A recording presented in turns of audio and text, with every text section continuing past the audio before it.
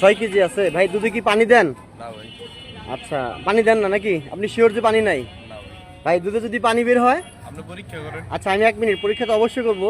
তে পানি যদি বের হয় তাহলে কিন্তু আমাদের দেশ গ্রামের আইন ছিল মাথা ঢেলে দেওয়া। সেই ক্ষেত্রে যদি আবার যদি পানি বের হয় সেই ক্ষেত্রে আপনি কি করবেন? মাটিতে ফেলে দিবেন? ফালাইবেন মাটিতে, সমস্যা না না, আপনি ফেলাবেন, আমি কেন ফেলাবো? আচ্ছা আমি ফেলাবো। আচ্ছা একটা মুখা খুলেন আপনি। দেখা যাক ভাইয়ের দুধটা পরীক্ষা হচ্ছে। আমরা পিছনে 2-3 জায়গা থেকে দুধ কিনছি পরীক্ষা করে, এখানে রাখেন সবাই দেখুক। আপনারা সবাই এই দুধ পরীক্ষা কতদিন থেকে দেখেন না? দুধ পরীক্ষা কতদিন থেকে দেখেন না? এই প্রথম। আপনারা কি আগে বড় দুধ পরীক্ষা দেখছেন?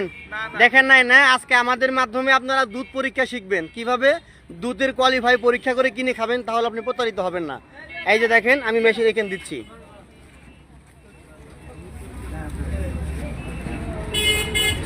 দেখা যাচ্ছে ভাই, এটা একটু খুলেন তো, এখান থেকে একটু এখানে দেন, অল্প একটু দিবেন।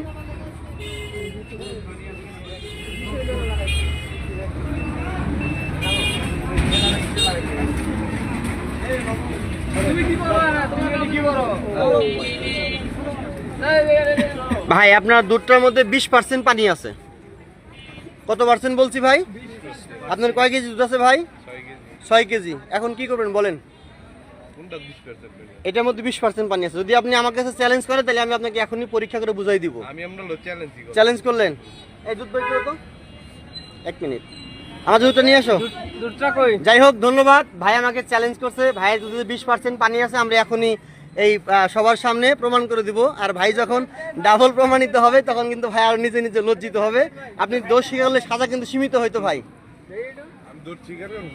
আচ্ছা দেখাচ্ছি আপনাকে। আমরা এর মধ্যে দুধ আছে মোট 13 কেজি। পিছন থেকে আমরা 13 কেজি দুধ কিনছি, আমরা পরীক্ষা করে কিনছি আমাদের মিটারের মাধ্যমে। এই দুধটা এখন আমাদেরকে ভাই বলতেছে যে আমি চ্যালেঞ্জ করলাম আমাকে, তো একটা ঠোস দেন। টাকা ঠোস আমার কাছে তো? হ্যাঁ, পলিথিন হইলেও হবে। এখান থেকে দুটো বের করো, এখানে ঢালো। যাই হোক, ভাইকে বোঝানোর জন্য এখন আমরা আমাদের যে দুধটা কিনলাম সেটা থেকে আমরা তুলে পরীক্ষা করে দিব।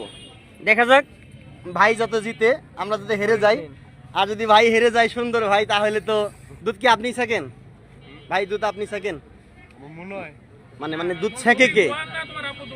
মানে ধরেন আপনি ছেঁকে রাখলেন, অন্য কেউ হয়তো পানি মিশাল করলো, এরকম হতে পারে না? হতে পারে, কারণ মানুষ তো দীর্ঘদিন কিনে খায়। আপনাকে সচেতন হওয়া দরকার, কিরকম দুধ মানুষকে খাওয়াচ্ছেন আপনি। ঢালার কোনো ব্যবস্থা নেই, ঠোস নেই আপনার কাছে? কোনো কিছু না, এটা পলি, হ্যাঁ পলি দেন, পলি দিলেও হবে।